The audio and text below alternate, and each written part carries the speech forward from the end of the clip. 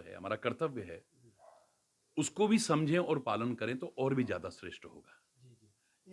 एक प्रश्न और है। जी, आदि गुरु शंकराचार्य की तपस्थली रही है जी, जोशीमठ। जी, भगवान नरसिंह देवता का जी। स्थान रहा है। बिल्कुल। आज परिस्थितियां ऐसी हो गई हैं कि वहाँ पर लोगों को जनजीवन जो है जी, भटक गया है। बहुत ज़्यादा भटक गया। तो ये इसको आप क्या समझते हैं? ये बिल्कुल, प्राकृतिक है, बिल्कुल, बिल्कुल। मानव जनित है, जी, या फिर जो स्कंद जो पुराणों में लिखा पुराणों था में कि लिखा है।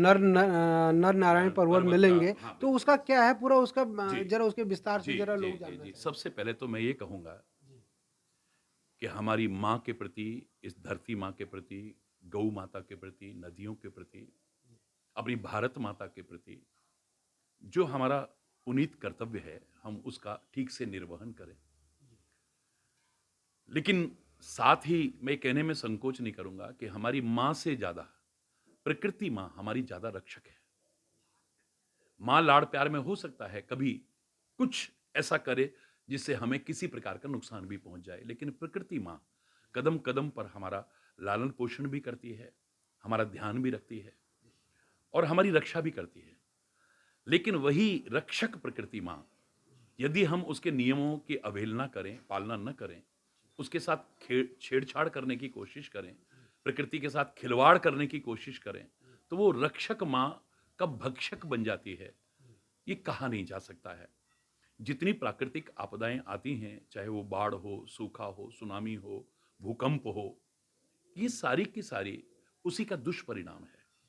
हम अपने उत्तरदायित्वों से कहीं भटक रहे हैं।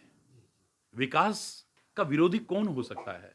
हर व्यक्ति चाहता है विकास हो और होना चाहिए, लेकिन जिसकी परिणति विनाश में हो, ऐसा विकास बुद्धिजीवियों के विचार में विकास नहीं कहलाता, बल्कि उसका विरोध कहलाता है। उसके एक तरह से हम उससे खिलवाड़ कर रहे हैं। तो इन पहाड़ों को, इन पवित्र नदियों को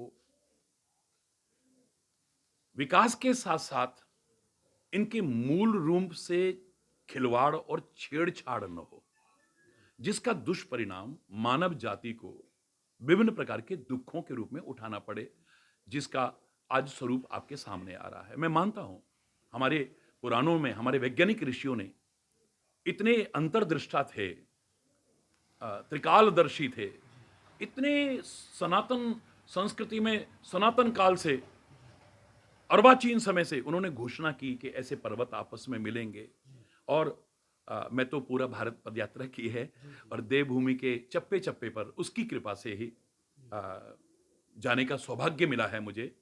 अ, पंचकेदार, सप्तबद्री, रूपकुंड, होमकुंड, हेमकुंड, कोई ऐसी जगह होगी शायद उसकी कृपा से मैं ना गया हूँ। तो वो वर्णन जो आता है, मैंने भविष्य बद्री भी देखा है। बिल्कुल ठीक है। जो वर्णन है कि ऐसा होगा, आगे मार्ग बंद हो जाएगा। लेकिन हमारा क्या कर्तव्य है? हम उसे नकार नहीं सकते। क्या होगा? ये भविष्य की गर्त में छिपा है और भविष्य हमारे वर्तमान के जीवन के अनुरूप ही हमें देखने को मिलता है। आज अगर मेरा वर्तमान अच्छा है, मेरा भविष्य बहुत अच्छा होगा। तो वर्तमान में इन प्राकृतिक संपदाओं का, इन महान धरोहरों का अत्यधिक जो दोहन हो रहा है और अंधाधुंध दोहन हो रहा है और प्रकृति के नियमों से खिलवाड़ और छेड़छाड़ हो रही है। मैं कहूँगा कि वो किस रूप में था, ऋषियों ने किस रूप में लिखा, लेकिन उसके एक भागीदार, दोषी हम भी कहलाएँगे।